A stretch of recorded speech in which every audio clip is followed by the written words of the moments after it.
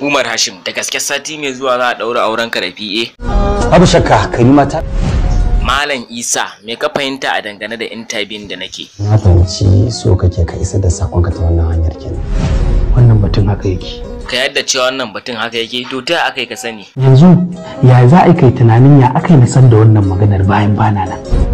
Ban yi mamaki ba, kuma ban yi tunanin komai ba, saboda na san ka samu jawabi daga bakin PA din. Wani irin farin gokari nake shan hantsi kuma? To wani irin tsin dakata, wai kai tsuntsu ne ma? Warai ma kuwa. To kana iya tashi? A'a. Ka iya ruwa? A'a. To kenan me ka iya? Na iya gudu. Ni ma na iya. Wani abin tsuntsu ka iya? Kai ma wani abun gokari ka iya?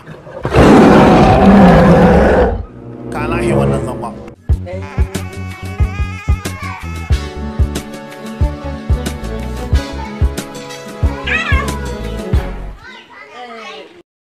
Wani irin farin gokare ne ke shan hantsi kuma? Ka fara. To wani irin dakata, wai kai tsuntsu ne ma? Kwarai kuwa. Kwarai kuwa. Kai. Wani abin tsuntsu ka iya? Kai ma wani irin abun gokare ka iya?